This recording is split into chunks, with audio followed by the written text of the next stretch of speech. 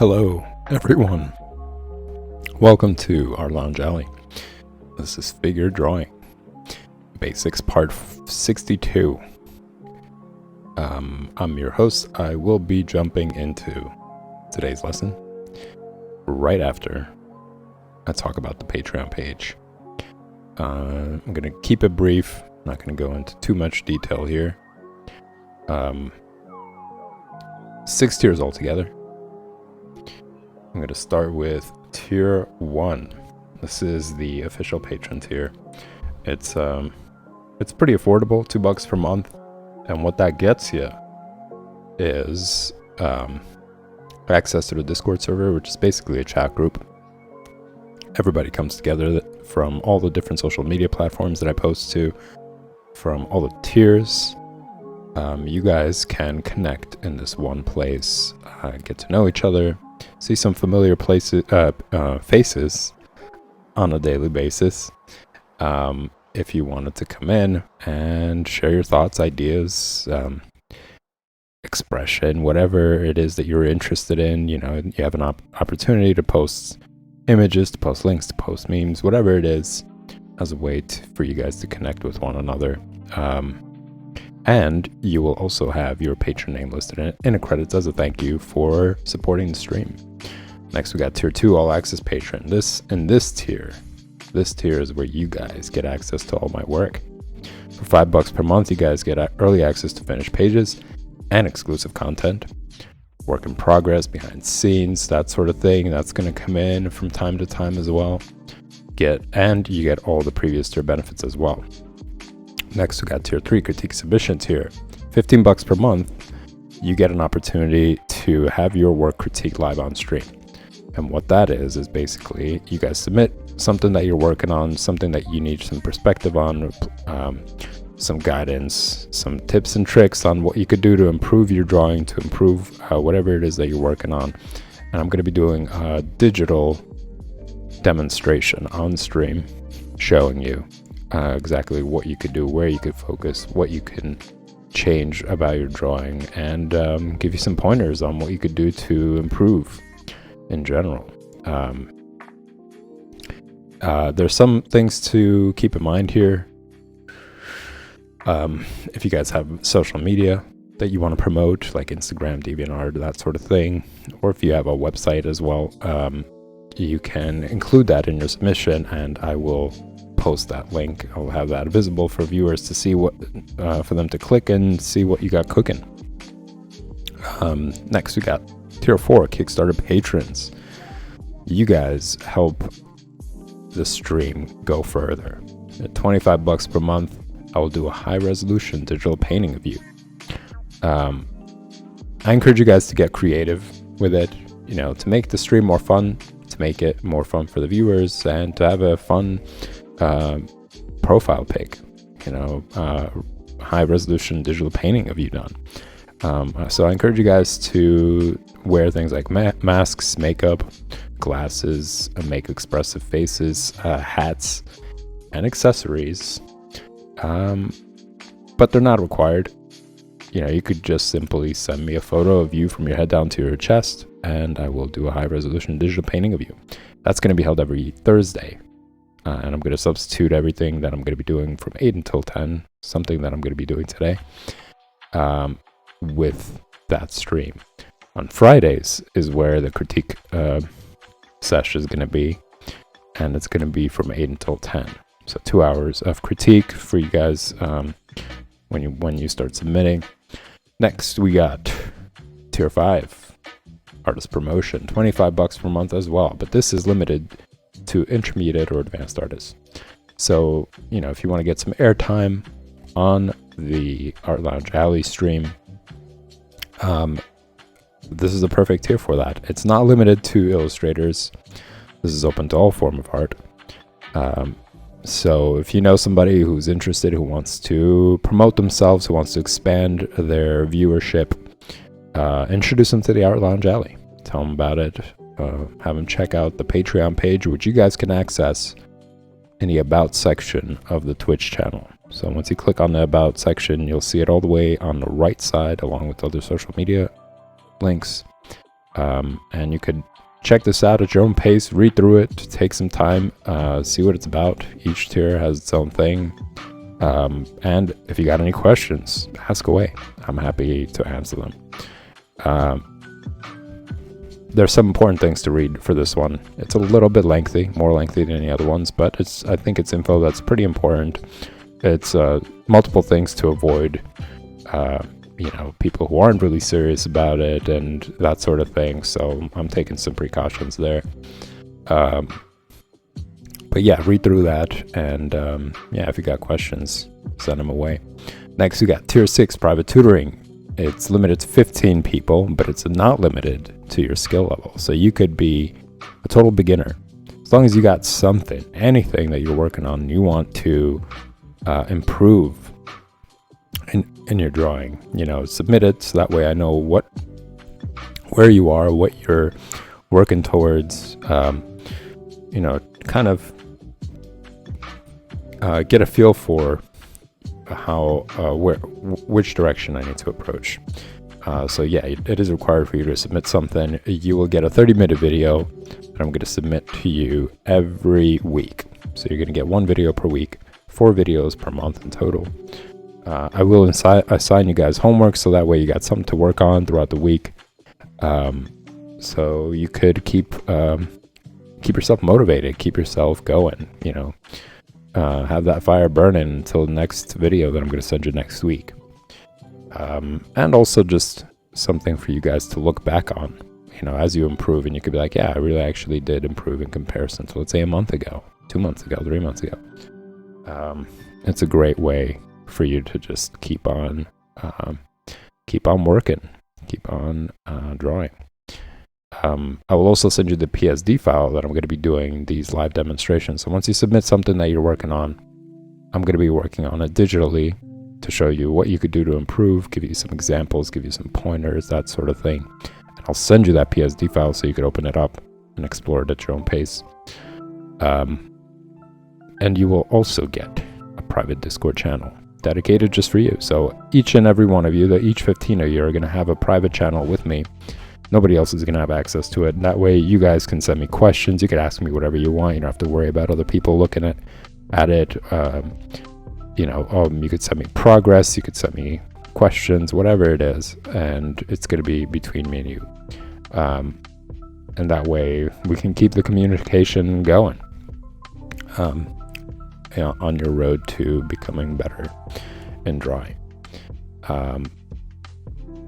That's pretty much it. I mean, there's other things on there as well, but as I mentioned, you guys can read through them and ask any questions you got.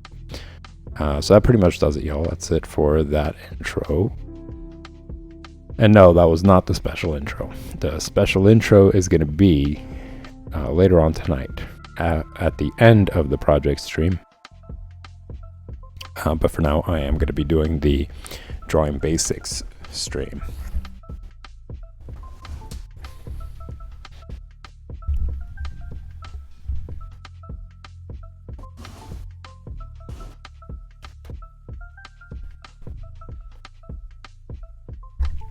So today is Thursday. It's been some time. I would like to just go over some things from chapter 1, you know, from the previous streams. This is my older sketchbook that I'm now happy to say. This is old news, but it's an entire sketchbook filled from page to page, all around, nothing. Try to fill it up as much as possible. Very happy with this. That is my goal going forward with all my sketchbooks. In fact, the sketchbook that you're currently seeing me draw in is an old sketchbook. This one's like maybe 5 years old, maybe 6 years old. But I abandoned some pages here. Would turn out to be a good reason, you know, that the pages are pretty thin, and even drawing with a pencil, it ends up bleeding through to the other side. Like if you flip the page, you'll see, oh damn it, look, you know, I could see that, and it's just kind of flimsy paper. I'm not happy with it. But there are pages where I really did waste, so I'm going back to it. I'm filling them up just like you see here, and I'm dating it so that there'll be some sort of timestamp of comparison as well. But yeah, the reason I'm bringing out this sketchbook is to talk about some important pages here that you guys can access on Patreon as well. I have uploaded these pages. These are really important pages, I believe. They're important for you guys who are just learning, who are practicing, who are trying to understand anatomy better. These pages show you how you can make sure that the proportion of the body is correct, that you are on the right track. You know, it's simple forms, it's using basic shapes, you know, it makes the entire process less intimidating. You know, once you understand this is your starting point, right? This is your placeholder for whatever else you want to build on top. So you could start out with this, and then you could, you know, once you understand muscles better, once you understand, you know, different shapes of the body, you can build on top of this. You know, you could just add more bulk. it's kind of like when it comes to clay as well, right? You start out with a basis, just for example, you build on top of that. You take a piece and you add something here to create the mouth. You add another piece and you keep building on top of that. But this entire structure is your foundation, basically. Now, I'm not going to get too much into this. It was really meant for example. But, the same idea is here. This is basically your skeletal structure, and then you just keep adding to it to build whatever it is that you're looking to build. Whatever shape, whatever size, etc. It's just a placeholder. I kind of started getting into it. I haven't played around with clay in a minute. But yeah, this right here allows you to understand it in more simplified forms and simplified ways. And the most important part is the head being the unit of measurement for the entire body, as you can see over here. And that's because it's uniquely the most simplified way to measure things out. You could use the hand, for example, or the foot, but that's going to end up requiring more measurement. You're going to have to use more of each of these to do it. The head proves to be the most simple way to do that across the body, as you guys could see all around here. So yeah, in this example, you got 3 heads across, including the shoulders as the width of the body, 2 heads as the height.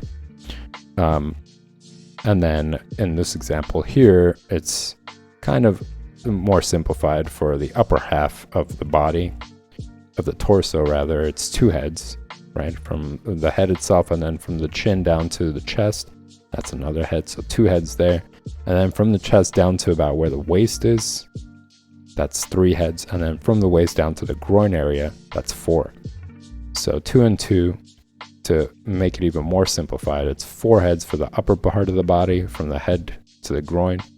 And from the groin down to about like halfway through the feet, it's another 4 heads. And that's why you got this example right next to the other. So this upper half, and that's the other half, to demonstrate that it pretty much can be summarized into these 2 halves as well.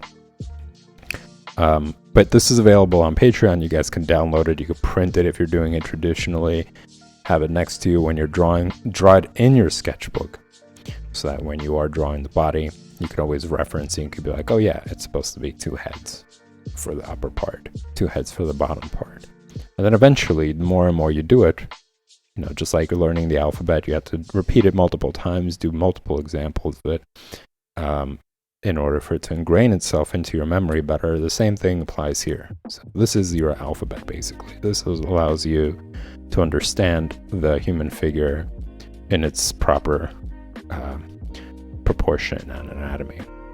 And as I mentioned, this is the middle ground. This is something that you can use to go in any direction from there on. So even in this example, even though it's not a straight shot, you could just approximate things based on something, as opposed to nothing.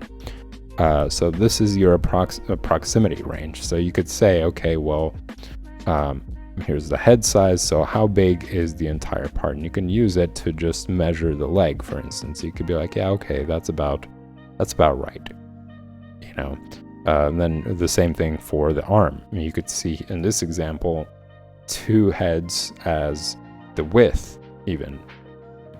Well, it's like about, what's another, actually, that's interesting. There's another page, I guess, that goes into it, I thought.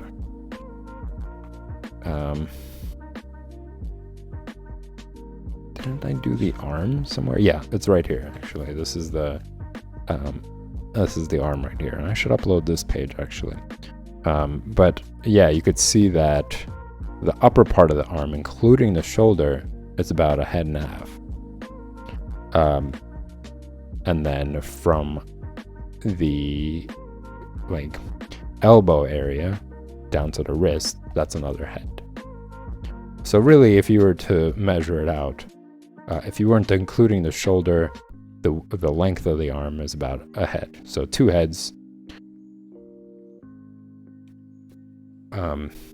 2 heads as the unit of measurement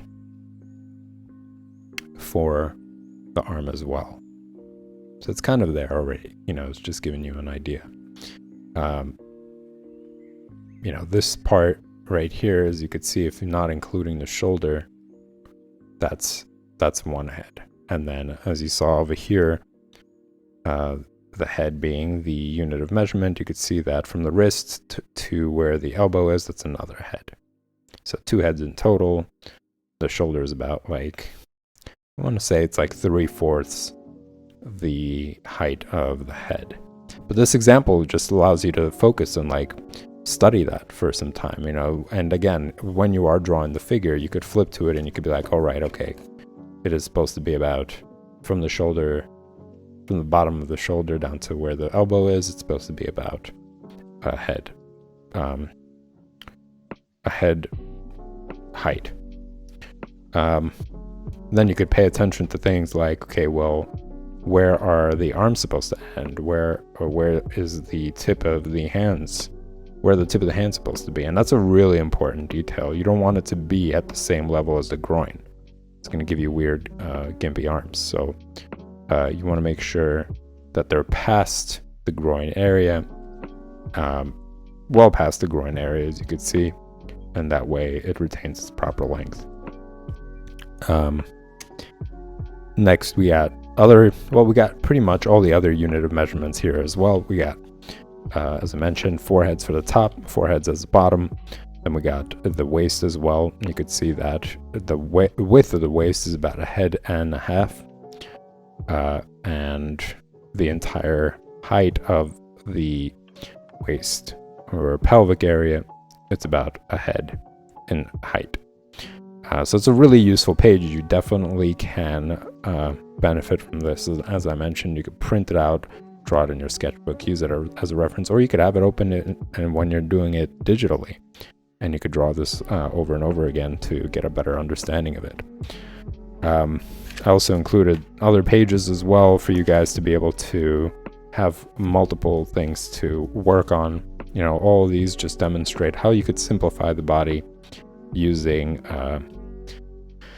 these basic shapes, using the cub shape pretty much for everything. This kind of demonstrates it. Even the waist area, even the hip area, that's also basically a can shape, right? If you were to think of a tuna can or something, right? So it's that same shape. And then from there, you could, this is done in inks to give you guys a more solid visual example. But in this example, you could see how pretty much you could shape it within that parameter. You can start shaping the figure, start shaping the waist area. So that's also available on Patreon. You could download that, you could practice it, you could draw it.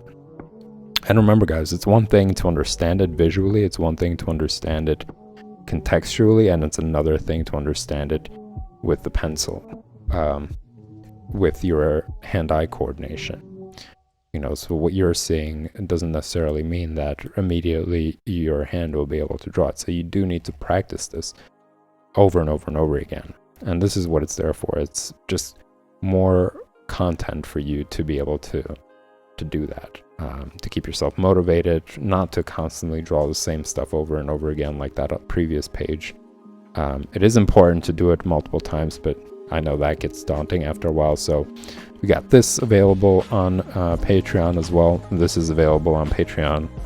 I'm uploading more stuff, these figure drawings here, simplified shapes, in order to be able to get down the pose, get down the gesture of the body, have more expressive sort of poses, while still using pretty simple shapes to do it.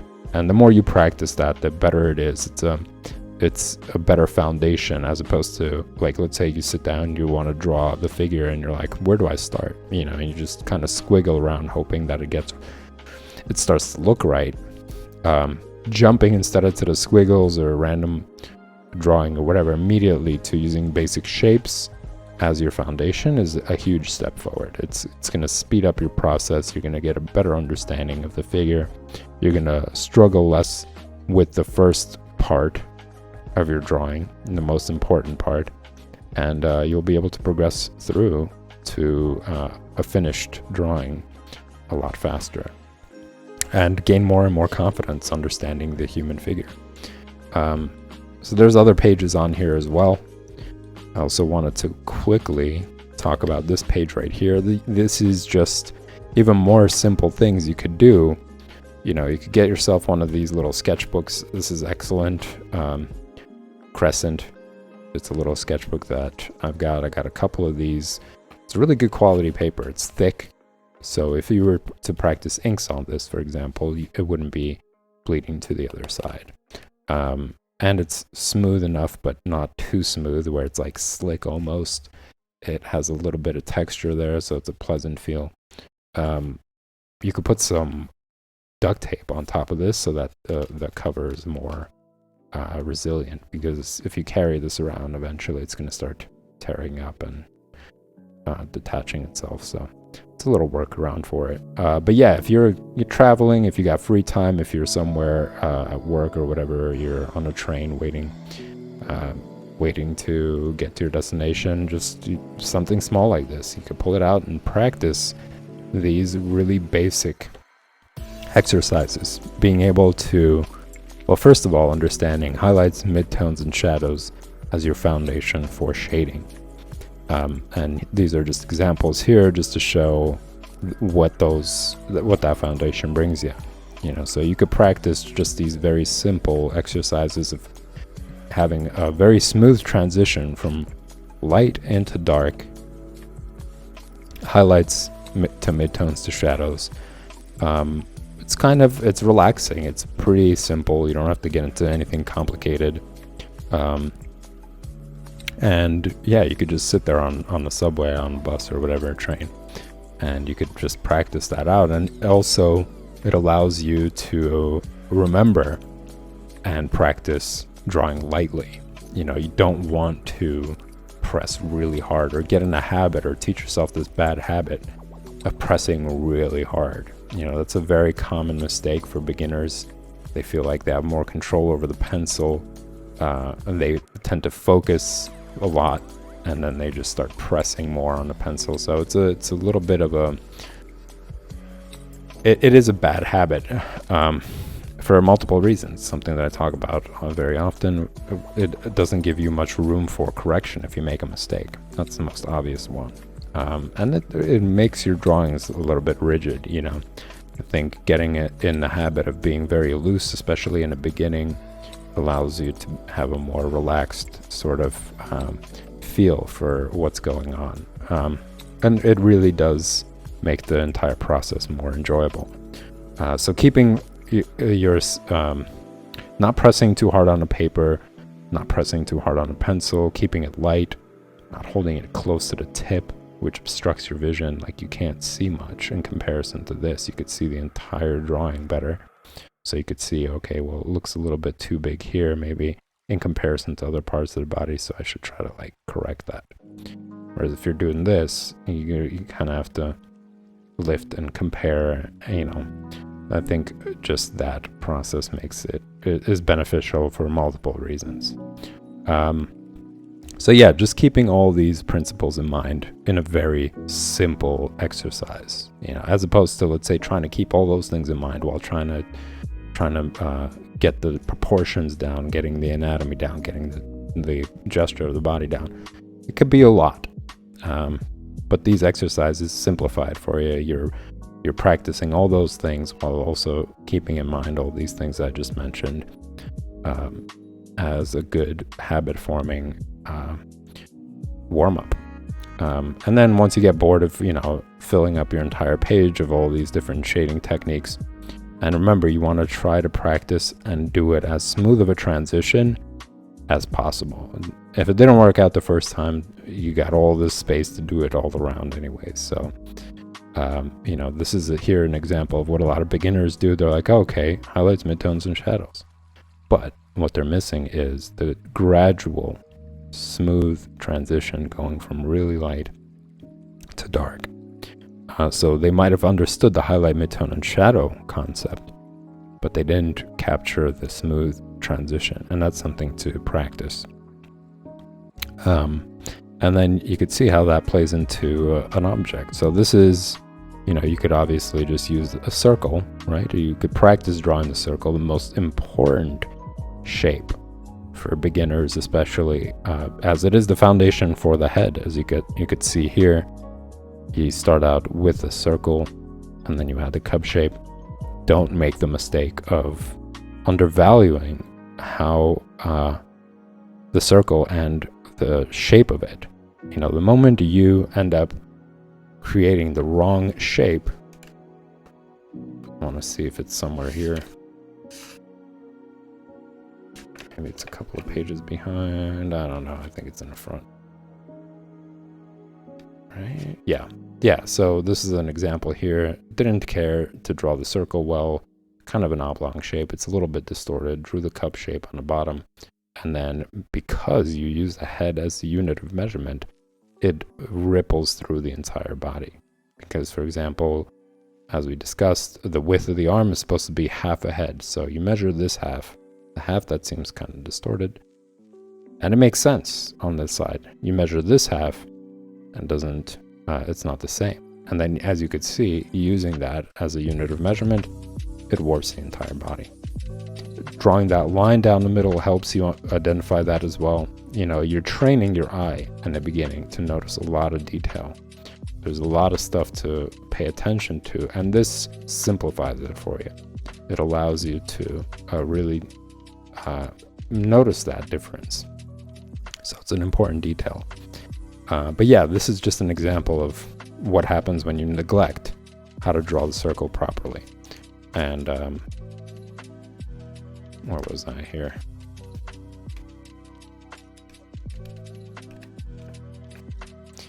Yeah, so, you know, as you could see, it's another opportunity to practice something very simple in your sketchbook, how to draw the circle as perfectly as you can. And then, you know, as I mentioned, it is very important because it is the head is the unit of measurement for everything else. So you could practice that, and you could practice shading within it.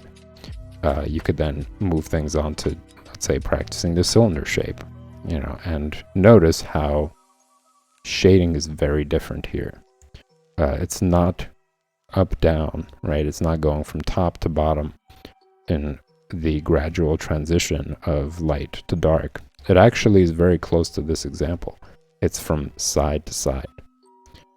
So while this is a smooth transition going from highlight to shadow, it doesn't make any sense when it comes to how the object is and its shape. And this is an example of the correct transition. If the light source is coming from the top down, this is how it would hit this object, and this is how things would light up. But if it was the other direction, this would be flipped, obviously. But that pretty much does it, y'all. I've noticed that today's intros have really took up a big chunk, but it's been a while, and I like to review this stuff to refresh your memory and introduce newcomers to these examples. Also encourage them to check out the Patreon uploads that will catch them up to previous lessons. So yeah, these are pretty much some things that you guys can do. This is pretty inexpensive. I'm pretty sure you could find it at your local art shop, or you could probably find it online as well. A little bit smaller than the size of my hand. Very convenient, and plenty of room to do all this really simple stuff that ends up really benefiting in the long run in multiple ways. As I mentioned, you teach yourself a very good habit of drawing lightly, of transitioning from highlights, midtones to shadows, drawing basic shapes that end up being present in the entire human figure. You know, pretty much the entire human figure is comprised of this cylinder shape, as you can see here. Very, very similar to it. So that pretty much does it, y'all. I'm gonna move on to drawing today. It's gonna be more lips. I was talking about yesterday how there really isn't any. There's no definitive way, you know, like as you guys saw, like, yeah, there's more of a definitive way to draw the human body, because you're using those basic shapes as the placeholder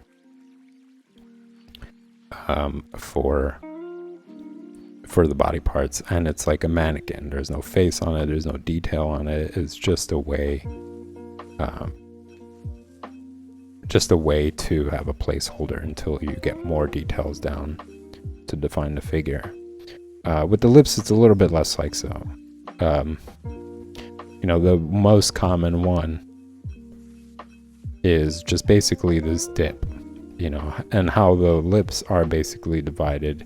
The upper half is divided into 3 sections. You know, this is just something that I find to be pretty simple.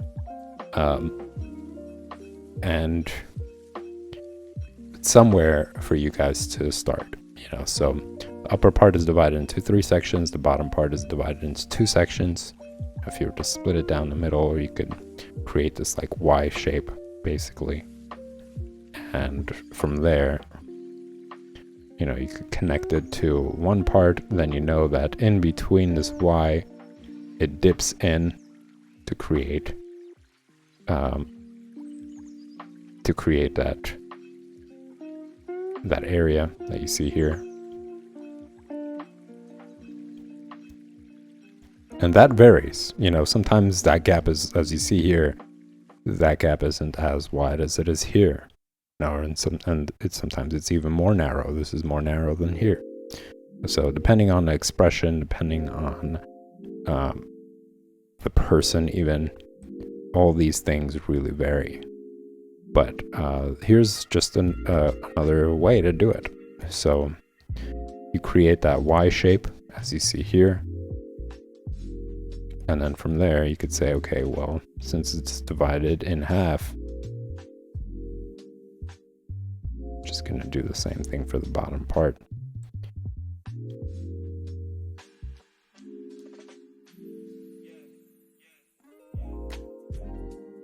And bam, you got yourself lips there. And started out with just that Y shape. So you know, okay, well, in between the Y, that's where I developed these 2 mountains, basically. You want to say, to make it easier to remember, it's just like 2 mountains on top. And then the inner part, the bottom part of the upper lip, just kind of follows that shape as well.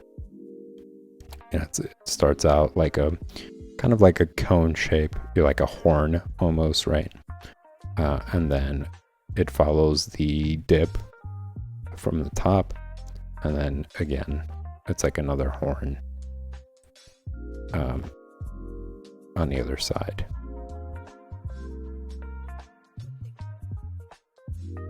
I'm going to draw these little circles here to show, like, to make it easier. Sometimes association really is the best way to remember things. You know, sometimes you associate it with something so random, and because it creates this like bizarre image, in a sense, it's easier to remember. But yeah, you know, got these 2 mountains here, and then they swoop down, and they kind of create this like horn area. And this is like your standard, I guess, lip shape. But I encourage you guys, I highly, highly, highly encourage all of you to practice from drawing the figure. And practice drawing the figure using the basic shape examples, like the examples that you guys saw here. Now, when you start drawing a figure, start out by sketching this out. And I probably should do more demonstrations, which you guys will see more in the future. I've also done some in the previous streams in chapter 1, where you guys saw me flesh out the figure, starting with those basic shapes into more definitive features.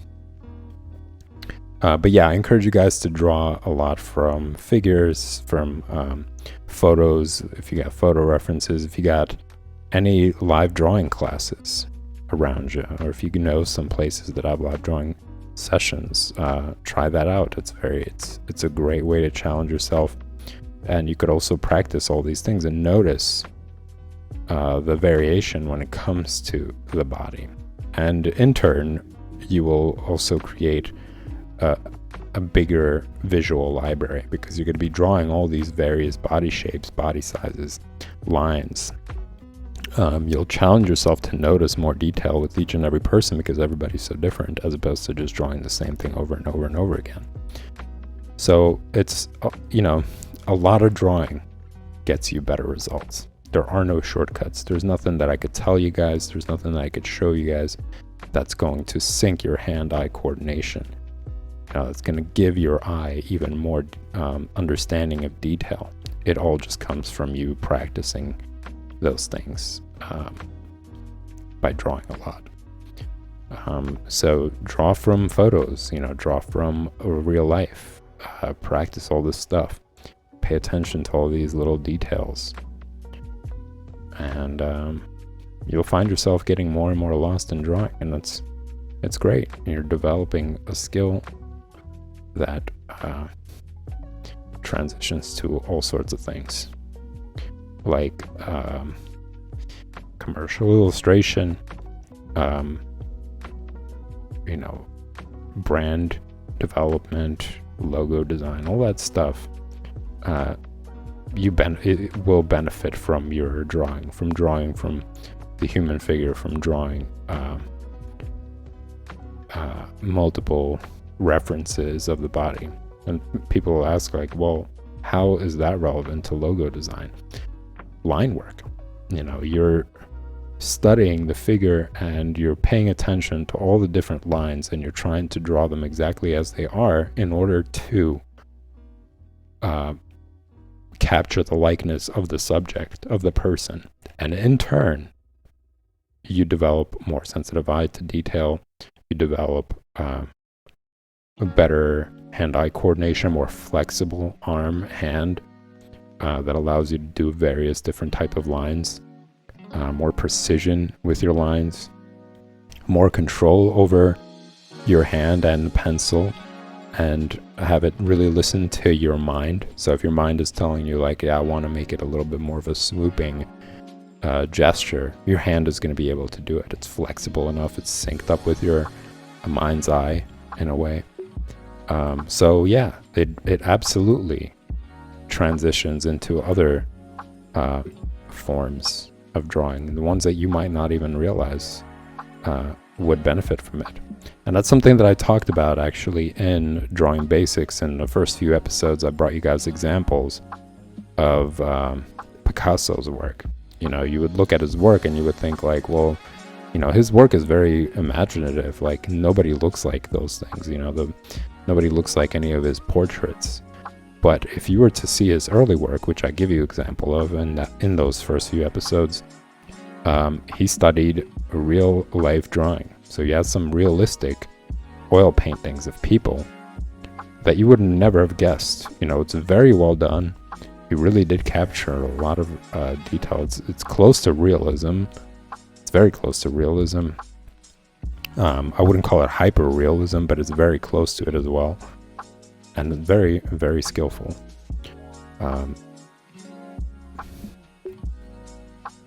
And in turn, that really, developed his creativity with lines.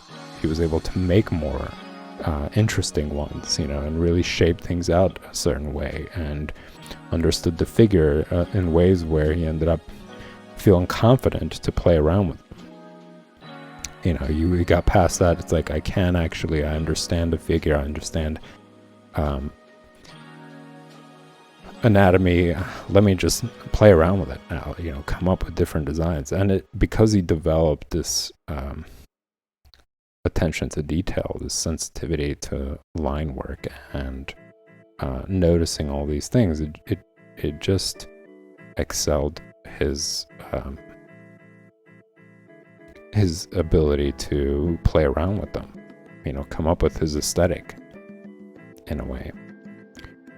So yeah, drawing from life is excellent. It really trains your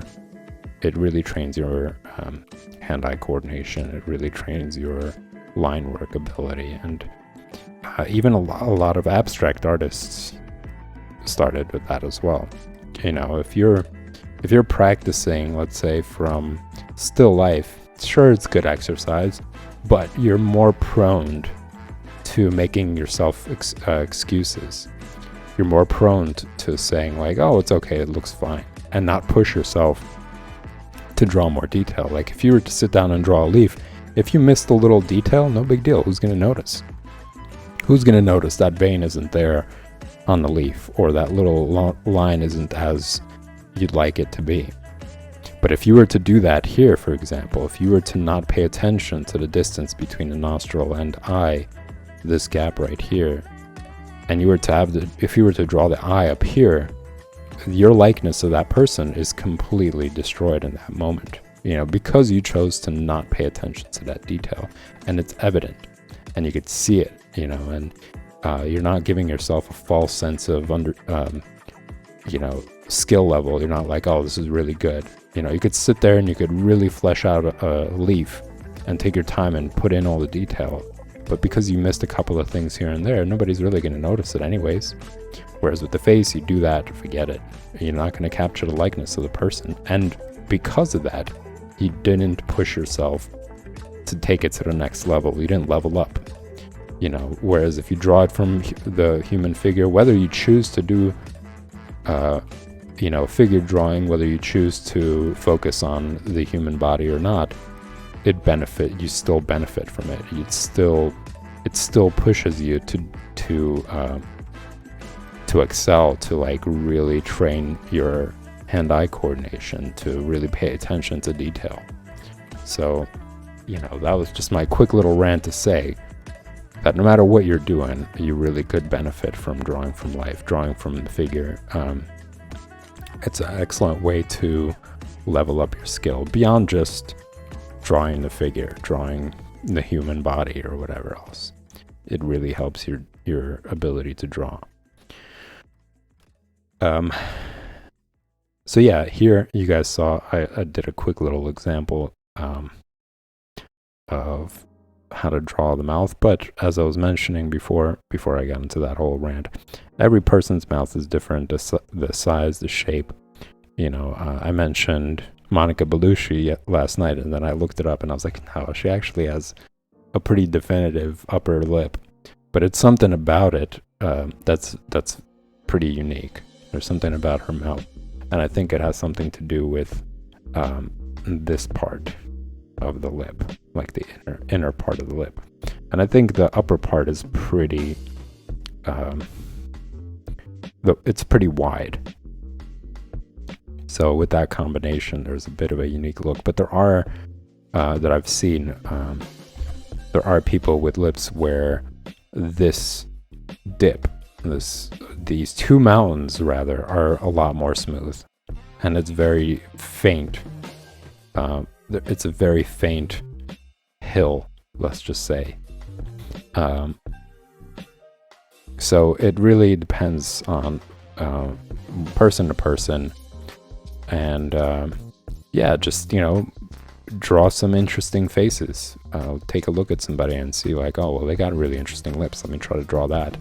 Or they got a really interesting looking nose, let me try to draw that. Challenge yourself to see something different and new, to exercise different line work, to exercise different understanding of the body and its features.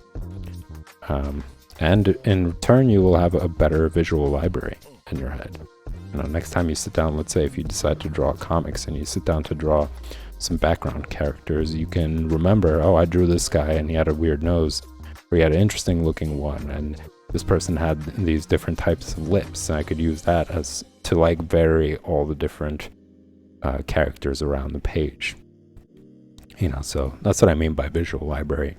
You get to just pick and choose from your mind all the times that you've practiced and you drew what you want to put on paper. Which character you want to bring to life, which personality you want to bring to life.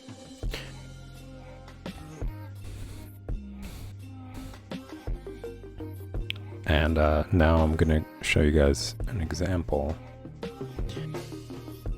of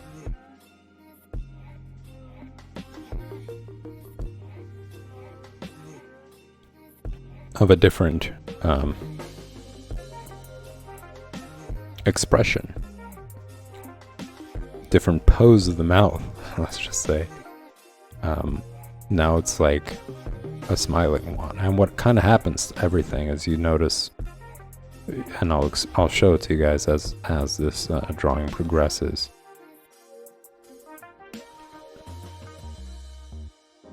Just a quick side note, I was talking about having a special intro this week, and I'm still working on it, and I want to be realistic and say it's more likely that the one that I intended to have a special intro, I'm having a special outro today, but the special intro I think is going to be more likely next week. I'm going to try my best to see if I could do it by tomorrow and have it finished to talk about it. But I think realistically it's probably going to be Monday.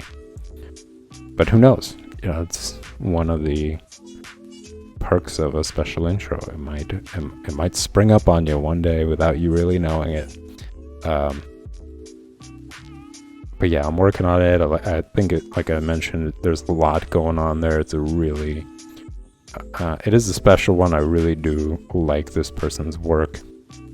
They play a very important role in illustration, and they have a very interesting history as well, and a lot of beautiful pages. It's an actual book, so I'm going to be switching between showing you guys some digital examples that are mentioned in their biography, I guess. And there's some things that I think are really important and so interesting to bring out as an example. So yeah, I just want to put it all together in a way that you guys can get the best of it.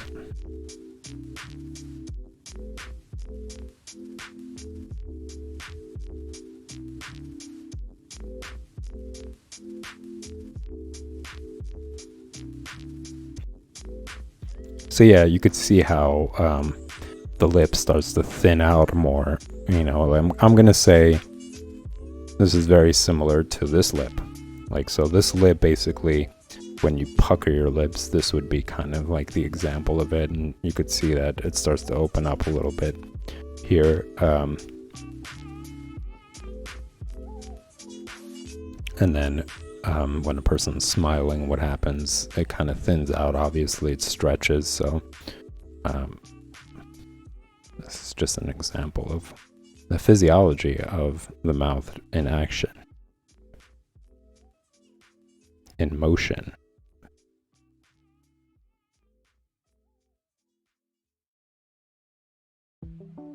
And again, the whole transition from highlight to midtone to shadow comes into great use in this time.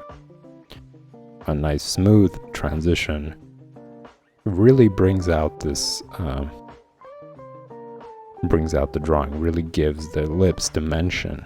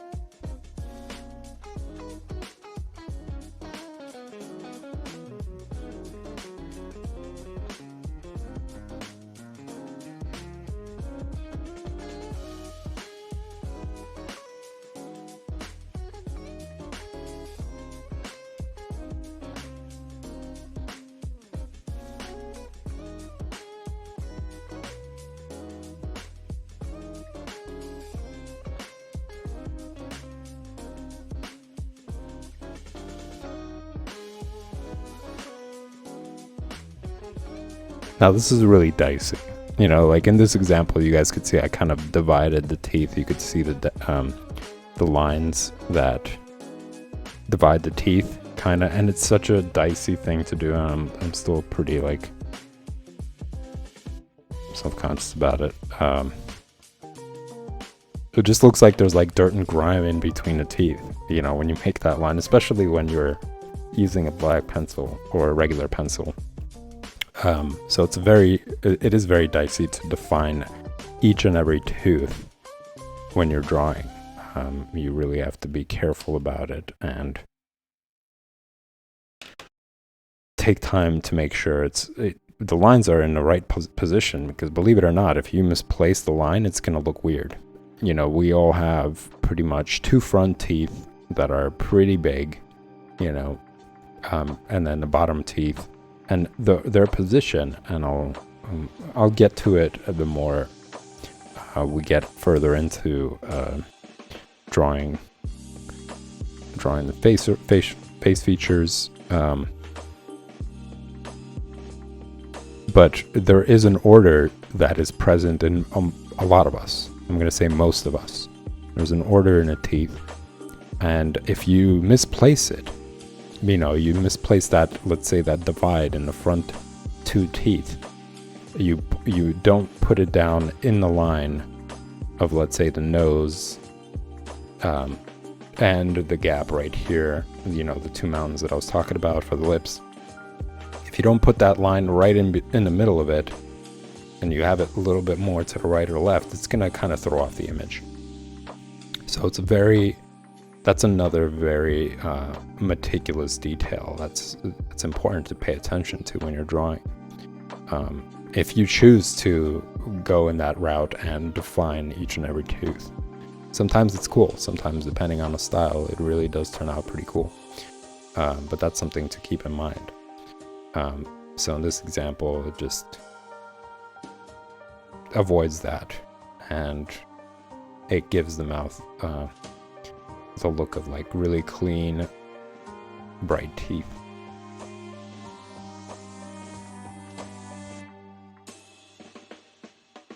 Put a little shadow there. As you can see, the shadow is pretty consistent. It looks like, based on the highlights, that the light source is coming down from here. So you could see that it's hitting up here. I actually have to add that highlight. And because the lips curve inwards, on the bottom is where you'll see the shadows. And then as it turns away from the light, which is natural, as you could see here in this example, it curves, you know, the way that the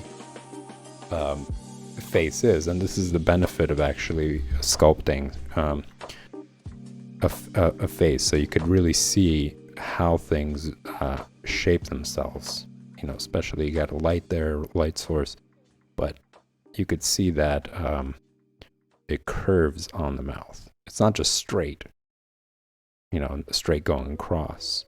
The entire face has curvature to it. So based on that curvature, you know, you shadow it. So if you put it to this light, you could see how the light is hitting here, and that's blocking this light source from hitting this side. It's hitting this side of the lip, and it's blocking the light source from hitting here. So you could see how it gradually, right, like the biggest light source is right there, and then anything on the other side gradually gets darker and darker. And parts that are popping out, you see that thin line right there, they're catching the light. So you could see that. It's not as bright as this side, but it's definitely more bright than anything above it. Oh man, I just realized it was not even in photo, in the camera. Bummer. So yeah, just here's another. You guys can see it here. Sorry about that, y'all. Let me see how I could hold it in light. All right, so here, you know, you could see light source is coming from here, it's hitting this side, and this side isn't catching any light. So that's where your shadows are. And since it all curves onto the face, it's catching a lot of light here, and then no light on this end. Now, if you pay attention, there's this really thin line right there. Since it's protruding out more than other parts of the face, it's catching some of the light. So it looks like there's some light source there, but it's nowhere near as light as the here. It's just because of its volume, because it's protruding further out, it's catching a little bit of light to distinguish itself from the upper part of the lip. So yeah, see how this is very useful. I encourage you guys to get one if you have.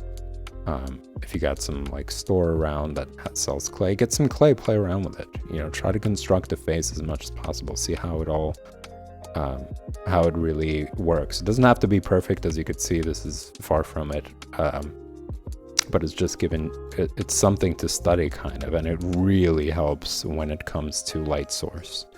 You know, if you form it in a way where it's close to a face, it helps you understand how the light hits the face. Anyways, going back to this, the reason why I brought it up was because to show you guys that since it's curving, this side is going to be darker. The light source is coming from here, so just like you saw on that clay face, it curves away from that light source, so this side is gonna get darker. Then this part, the bottom part, is gonna be darker as well. It's darker even than the top part because it's underneath the upper lip, so it's gonna catch even less shadow, even less light. And just like the upper lip, it's curving away from the light source on the face, so it's going to share the same shadow zone.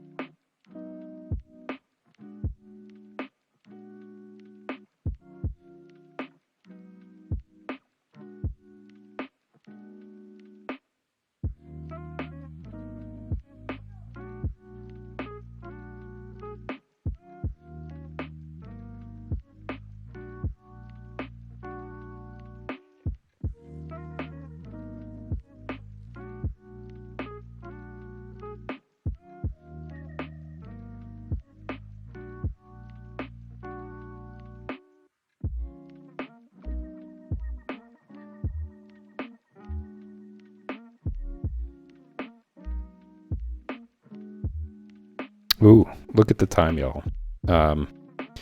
I do have to end the stream for Drawing Basics for today. I will be back tomorrow, same time, 8 p.m. Eastern Standard Time for more Drawing Basics. I'm not going to be going over the same stuff that you guys saw me review today. That was just a quick rerun of Chapter 1. I try to keep it to like once a week, maybe twice. You guys can always access the previous streams by going to, and I noticed actually today that it's a little bit of a hunt to find these videos. So if you go to the video section and you filter it based on collection, you will see playlists that I created named these sessions. And I have all the videos there. You guys can go back to them And you'll see me do a lot of reviews on basics, on talking about everything that you guys saw me talk about today and more. So you're always welcome to check those out as well. So yeah, you go into just to reiterate, go into the video section, filter by collection, and you'll see playlists like drawing basics, figure drawing basics, drawing comics, the project stream, and coloring comics. They're all present there, and you should see episodes or stream parts 1 through what's going on now. But I will be doing, for once in a while, I'm going to be doing more reviews. If you guys are interested in seeing them more often, share your comments, share your thoughts. I'd like to see how many of you want to see more reviews happen more frequently. But for now, I'm just going to try to keep it to like once a week, maybe twice a week at most, to just refresh your memory on things that are really important to keep in mind while you're drawing, while you're practicing, while you're teaching yourself good habits. And if you guys enjoy the content, make sure you hit the like button and subscribe button. Check out the Patreon page. This stream depends on viewers like you to keep going. See which tier might interest you. We've got several of them. There's 6 of them. There are ones that are pretty affordable, all the way up to getting personal training as well. So check those out. That's also in the About section of the Patreon, of the Twitch channel. So when you click on the About section, you head over to the right section. You'll see it along with other social media platforms. Yeah, that pretty much does it for today with figure drawing basics. I'm going to take a quick break. It might be less than 5 minutes, actually. I'm just going to get ready for the next stream, which is going to be the project stream. So stick around. I'll be back in just a few.